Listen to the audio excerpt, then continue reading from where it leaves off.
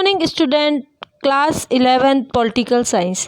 हमारा चैप्टर चल रहा था राष्ट्रीय आंदोलन का उदय व उसके कारण, और हमने राष्ट्रीय आंदोलन क्यों प्रारंभ हुआ, इसके कितने चरण थे, इन सब के बारे में हमारी पिछली जो क्लासें थी उसमें बात कर चुके हैं।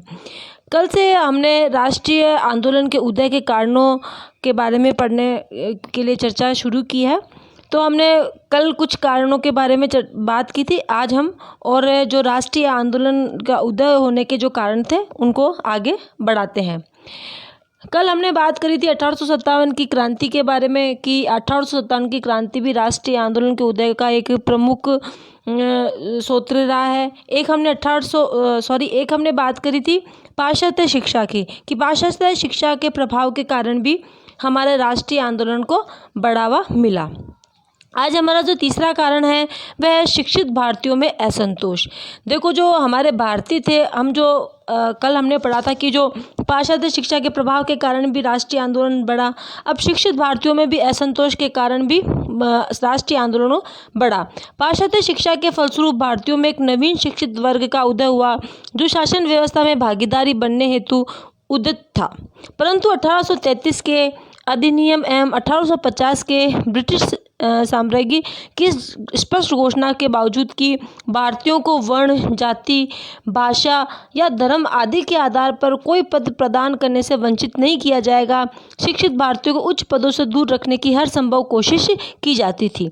देखिए कि उन्होंने खुद ने ही पहले जो अधिनियम लागू किए थे अंग्रेजों ने 1833 और 1850 का, उसमें उन्होंने खुद ने घोषणा की थी कि कोई भी प्रकार से भेदभाव नहीं किया जाएगा और सबको सभी पदों पर दिए जाएंगे। परंतु फिर भी वो बड़े पदों पर भारतीयों को उनको पद नहीं दिए जाते थे, उन पदों से वंचित किया जाता था।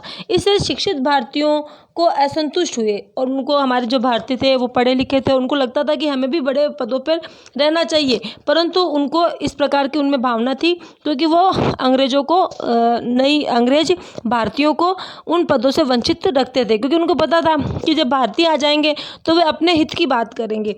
ऐसे में उनको अंग्रेज भारतीयों को उन पदों से दूर रखते ही थे। अंग्रेजों की इस कथनी और करनी का अंतर होने से भारतीयों की प्रतिष्ठित भारतीय नागरिक सेवा व परीक्षा उत्तीर्ण करने के पश्चात उन्हें सेवा का अवसर न देना या किसी छोटी सी गलती के फलस्वरूप उन्हें नौकरी के लिए अयोग्य घोषित कर देना, ऐसी घटनाएं थी। अब देखो, आपको मैंने इसको थोड़ा छोटा कर दिया है क्योंकि अभी मैं आपको उदाहरण बताती, ये अरविंद घोष का एक उदाहरण था तो मैंने उसको कट कर दिया क्योंकि फिर ये अपने जो कारण थे वो ज़्यादा बड़े हो जाएंगे। तो अरविंद जो घोष थे, आपने कई बार छोटी क्लासों में पढ़ा होगा, उन्हीं को भी इसी कारणों के कारण ऊंचे पद पर से वंचित रखा और उन्होंने इस चीज़ का विरोध भी किया था। तो शिक्षित भारतीयों में उचित शिक्षा प्राप्त करने के बावजूद भी उन्हें ऊंचे पदों से वंचित किया जाता था, तो राष्ट्रीय आंदोलन के लिए ये भी एक बहुत बड़ा कारण बना। अब देखिए, सामाजिक व धार्मिक आंदोलन। राष्ट्रीय भावनाओं की उत्पत्ति में 19वीं शताब्दी के सामाजिक व धार्मिक आंदोलन का मुख्य स्थान है। राजा राम मोहन राय एवं ब्रह्म समाज, स्वामी दयानंद सरस्वती एवं आर्य समाज, स्वामी विवेकानंद एवं राष्ट्रीय Ramakrishna mission, Shrimati Annie Besant एवं थियोसॉफिकल सोसाइटी ने अपने विचारकों एवं आंदोलनों के माध्यम से भारतीय जनता को यह संदेश दिया कि उनका धर्म एवं संस्कृति श्रेष्ठ है। विचारकों ने भारतीयों को उनके धर्म एवं समाज में व्याप्त दोषों और कुरीतियों के प्रति आग्रह किया। इसका परिणाम ये हुआ कि समाज में व्याप्त सती प्रथा, विधवा विवाह, बाल विवाह जैसी कुरीतियों के विरुद्ध जनमत हुआ। इनसे इन पर रोक लग सकी। इन आंदोलनों के परिणाम स्वरूप सामाजिक कुरीतियों, अंधविश्वासों का विनाश होने से भारतीयों में नव जागरण का सूत्रपात हुआ और नव उत्साह से वे देश की स्वतंत्रता प्राप्ति हेतु प्रयास करने लगे। देखिए, ये आपने कई बार पढ़ा है, ये इस टॉपिक से आप अनजान नहीं है, परंतु अच्छा टॉपिक है कि भाई आप लोगों को पता है कि राजा राम मोहन राय ने ब्रह्म समाज, स्वामी दयानंद सरस्वती ने आर्य समाज, स्वामी विवेकानंद ने रामकृष्ण मिशन, इन प्रकार के हम कह सकते हैं संस्थाओं की स्थापना की। और फिर उससे क्या हुआ, हमारे जो भारत में व्याप्त कुरीतियाँ थी उनका विरोध किया गया। जब लोगों की शिक्षा के स्तर भी बढ़ा और इस प्रकार उन्हें समझाया गया कि जो भारतीयों में व्याप्त ये कुरीतियाँ हैं, जैसे सती प्रथा, विधवा विवाह, बाल विवाह जैसी कुरीतियों के विरुद्ध जनमत तैयार हुआ। यानी सब लोगों ने इनका विरोध किया, पूरी जनता ने, जिससे अनेक पर रोक, हाँ कई लोगों ने भी विरोध किया कि भाई ऐसा नहीं होना चाहिए, और किन्होंने कहा कि नहीं, ऐसी कुरीतियों को समाप्त करना चाहिए। इन सुधार आंदोलनों के परिणाम स्वरूप क्या हुआ, सामाजिक कुरीतियाँ और अंधविश्वास खत्म हुए और भारत में एक लोगों की जो स्तर था शिक्षा का, उसका विकास हुआ। तो उनको लगा कि हमें इन सब चीज़ों का विरोध करके हमारे देश को आगे बढ़ाने का कार्य करना चाहिए। अब देखिए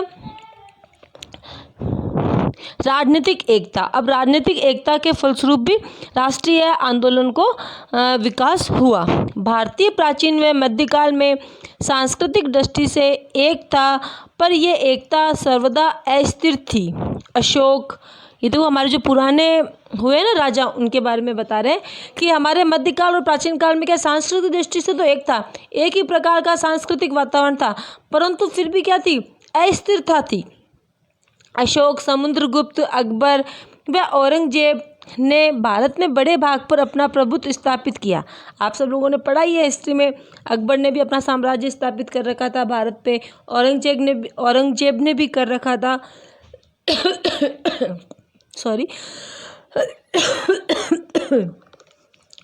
प्रोफेसर वीपी चंद ने इसे स्वीकार करते हुए अपनी पुस्तक भारत का स्वतंत्रता संघर्ष में लिखा है कि दादा भाई नौरोजी, सुरेंद्रनाथ बनर्जी और तिलक से लेकर गांधी जी और जवाहरलाल नेहरू तक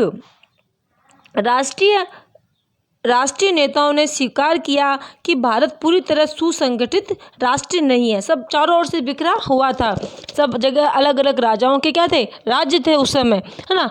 ये एक ऐसा राष्ट्र है जो बनने की प्रक्रिया में है। यानी धीरे धीरे अब अंग्रेजों के आने के बाद क्या हुआ, जो राजाओं के राज्य का शासन खत्म होने लगा, तो एक राष्ट्र बनने की प्रक्रिया में चल रहा था।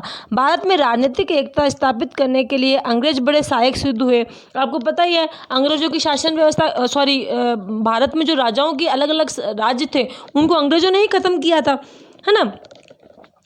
अब देखिए स्थापित किया यातायात के साधनों के विकास के फलस्वरूप देश के विभिन्न कोनों के लोग सुविधापूर्वक एक दूसरे के संपर्क में आए, जिससे उनकी स्थानीय भक्ति का स्थान राष्ट्रीय भक्ति ने ले लिया।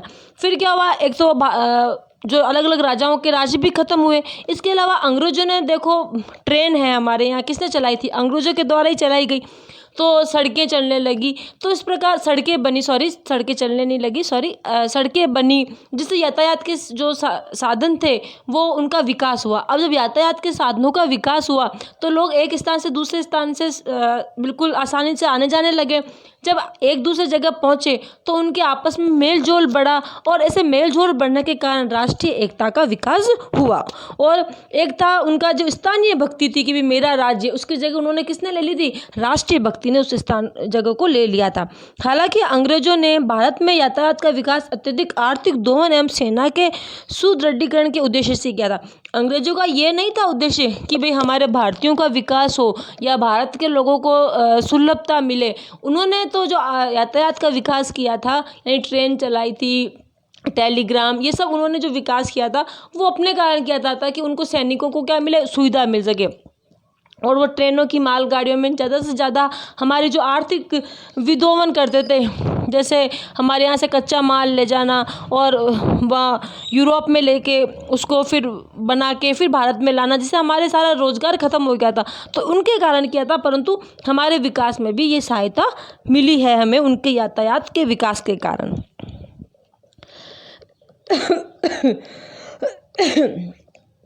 जैसा कि जवाहरलाल नेहरू का कथन है कि ब्रिटिश शासन द्वारा स्थापित भारत की राजनीतिक एकता सामान्य एकता की अधीनता थी, लेकिन उसमें सामान्य राष्ट्रीयता की एकता को जन्म लिया। इस प्रकार एकता की भावना ने राष्ट्रीयता की विकास की भावना का मार्ग प्रशस्त किया है। देखो जवाहरलाल नेहरू जी लिखते हैं कि ब्रिटिश शासन की जो स्थापित भारत की राजनीतिक एकता सामान्य एकता की अधीनता थी, यानी हमने ब्रिटिश शासन के नीचे धीरे धीरे हम एकता स्थापित होने लगी, और फिर उसने क्या ले लिया, एक सब लोगों ने धीरे धीरे जो उनके विरुद्ध भावना हुई उससे हम सब लोग क्या हो गए, एक हो गए, जिससे हमारी राष्ट्रीय एकता क्या हुई, बढ़ी। इस प्रकार राजनीतिक एकता ने भी राष्ट्रीय आंदोलन के विकास में अपनी प्रमुख भूमिका निभाई है। ठीक है, अब देखिए एक और लास्ट वाला है विदेशों से संपर्क। अब धीरे धीरे विदेशों से संपर्क बढ़ने के कारण भी राष्ट्रीय भावना का विकास हुआ। वो कैसे हुआ देखते हैं हम। अंग्रेजों द्वारा शिक्षा को प्रोत्साहन दिए जाने का एक सुखद परिणाम यह हुआ कि भारतीयों को विदेशों से संपर्क स्थापित हुआ। ये बात अलग है कि विदेश भ्रमण शिक्षा, नौकरी व भ्रमण जैसे कई उद्देश्यों के तहत होता था, परंतु सभी भारतीयों ने वहाँ जाकर स्थानीय लोकतांत्रिक विचारकों, सिद्धांतों, संस्थाओं का अध्ययन किया, उनके व्यवहारिक पक्षों से अवगत हुए। फलस्वरूप उन्हें स्वतंत्रता, समानता, प्रजातंत्र के विषय में जानकारी हुई। देखिए हमारे भारतीय थे, कई भारतीय थे जो कि विदेशों में भ्रमण करने के लिए जाते थे। पहले तो क्या अंग्रेज हमारे यहाँ आए, सुख सुविधाएं बढ़ी, यातायात के साधन हुए, तो हमारे भारतीय वहाँ भ्रमण करने गए या वहाँ नौकरी के लिए गए, किसी भी प्रकार के उद्देश्य से वो वहाँ गए।